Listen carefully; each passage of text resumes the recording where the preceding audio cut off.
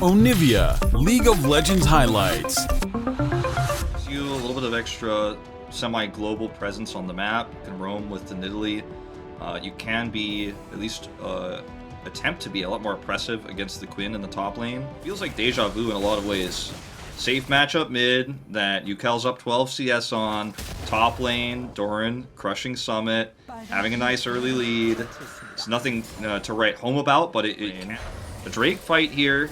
Definitely vision advantage right now.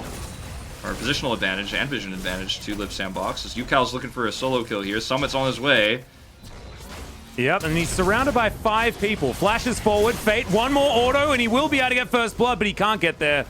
Everyone collapses, and Ukel maybe a little bit overexcited after his player of the game performance in game 1. Yeah, just without having any vision in the river, and also knowing that he was missing in top, Summit was missing.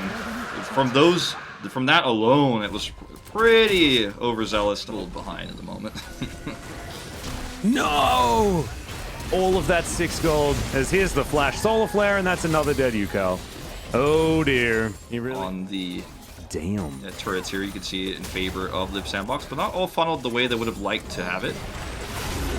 Well, there's a Weaver's Wall, and this Crocodile is dead, guys. There's no real two ways about it. Not even much of a health bar to be sacrificed in order to get there, and they're going to be able to augment this with a turret. KT, great macro play as well as a good pick. Yeah. The trade-off being the turret take here in the top lane. Actually going to grab this turret down here as well as Hybrid, looks like. A little bit slow on the draw for Live Sandbox to deal without it. They're just not in position to do so. As Ukel again is trying. This Dragon now available, and KT is starting it off. They don't want to give a Infernal away before starting to win some fights, as Doran with his Harrier just scouting the area. Teleport will come in as it's Croco that secures it once again. It's Soul Point as Effort dives on into the back line. Tower's going to fall down as well because of the Rift Herald, but Fate gets himself into the back of the fight. Hybrid having to flash, and now the Samira gets in amongst it, but Shockwave was held onto. Now Zeus gets forward as Ukel's trying to keep them alive, but he can't really do it. Croco now fighting the Orianna, but Ukel's very strong, and Doran off to the side trying to fight this one out as well, but it is still going to be a one fight for Live Sandbox, and they got the Dragon. Ukel now going to be jumped on by Croco. He is going to survive. Flash forward once again, and once again not able to do quite enough. As this fight is going on for so damn long, there's a blast cone here for Doran to use as he uses it to get rid of Summit, but he can't get rid of the kitty cat, who is going to die by the looks of things. Now Summit finds himself in an alcove, and he will be taken down. And I think that might even out the trade, but I'm not entirely. So going to wrap around, head back to the mid lane. Killer Instinct available. They want to use it as this blue buff just exiting his home for a few moments. Oh, this is... There's now KT with some position, but in goes the Solar Flare. Only getting a bit of a slow onto Ukel, who can now regain control. 3-man Shockwave right on the back line, but it hasn't actually locked anyone down. Heroic exit just to keep everyone alive. And the Weaver's Wall is going to split up the fight. Hybrid utilizing it now to lock down the Samira, and the entire bottom lane probably going to fall here. The Void Seeker, will it actually come out? The answer's no. But it looks like KT have done enough. That's a good knock up there onto Doran, but it's just not enough. The fight feels like it's already lost. Without the Samira, they're just not the same. Nope, certainly not. Once the Samira's gone, I mean, look at the damage output in that fight. 376, taken out super early. And that was a beautiful fight from KT Rolster. I mean, I was about to say this is unwinnable, this fight for KT. They were out of position. There was a vision advantage for Live Sandbox. I mean, the cards were stacked against them, but they fought beautifully. At Hybrid's flank on the side, he waited till the last possible moment to engage, did a lot of poke damage, and then the Weaver's Wall comes in very, very late into the fight when Live Sandbox have utilized most of their utility and Samira is no longer relevant. We're going to see an attempt to take this Baron away, but not going to be successful. But that was a beautiful fight from KT. Really nicely done. That was a bit of a scary Baron because, of course, they don't have anyone that can really tank it, as Solar Flare is going to stop Doran from getting onto his bird as Shockwave comes through onto Effort. I don't know why Ukel did that. He didn't really have to, mate. He's in position there, but no one's going to engage on him, and he's pretty quick on Valor right now. They're going to fight. Harrier spots out. KT has to win this fight once again. Like you said, that's the power of the Soul Point. Yep, over and over.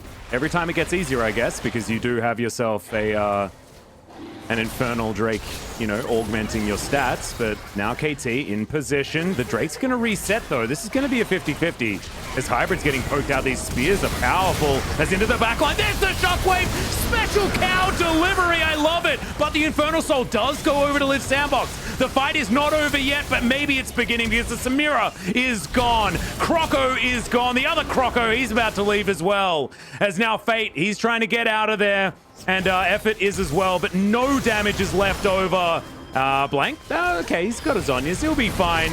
As Fate, maybe not so much. He won't be fine, actually. He's dead, but still they're going to win out this fight. They're probably going to get themselves an ace. As Doran is going to chase Effort to the ends of the earth. That's the double kill for the Quinn, and this may just be the game. They're trying to push for it here. The inhibitor is shoved down already, and they're just looking at finishing this game. I mean, they were potentially around.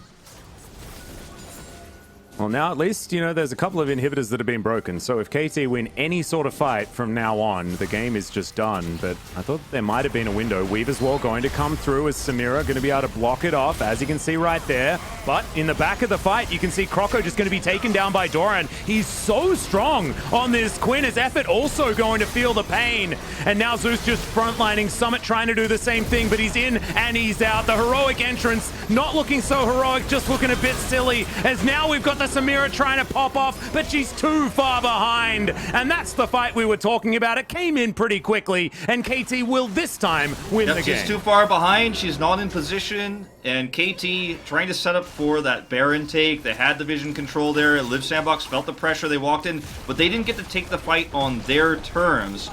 And that's what happens if you're a Samira that's behind. You end up being the last one to come into a team fight where it's already over before you get to pop off. And that's the end of it. It's going to be KT stealing this win again in the late game. It's going to be a 2-0. Yeah. And that's going to be the double from Doran as well, saving the Quinn. 9, 1, and 8 in the end of this one. I wasn't convinced of the Quinn pick at the beginning of the game. I don't know whether I still am, but...